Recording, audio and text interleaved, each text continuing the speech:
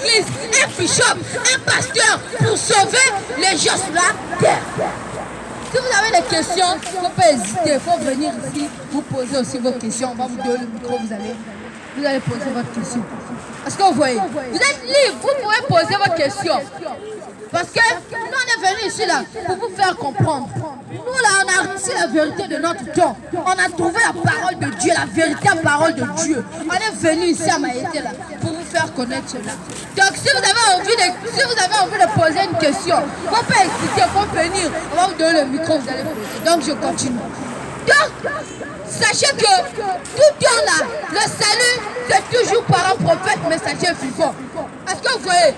C'est ça là, la formule à faire là, pour être sauvé sur la terre. J'ai pris l'exemple de Lazare, de Tite et Timothée, de Pierre, Jean-Jacques. J'ai pris l'exemple d'eux qui ont cru en Jésus, qui ont cru en Abraham pour avoir le salut.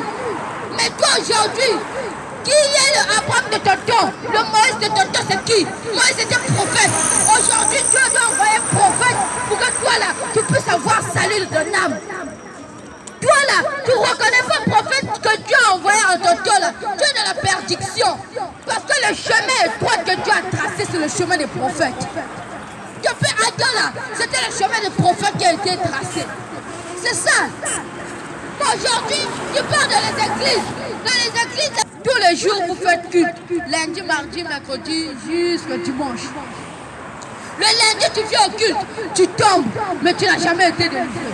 Le mardi, tu viens au culte, tu tombes, tu n'as jamais été délivré. Le mercredi, tu viens, tu tombes, tu n'as jamais été délivré. Le jeudi, tu viens, tu tombes, tu n'as jamais été délivré. Jusqu'à dimanche, tu tombes seulement, tu fais que tomber. Il y aura un jour, ta tête va se casser, tu n'auras aussi jamais la délivrance. Tu vois, non? Or que la délivrance, là, ce n'est pas le fait que quelqu'un souffre, après tu tombes, c'est pas ça.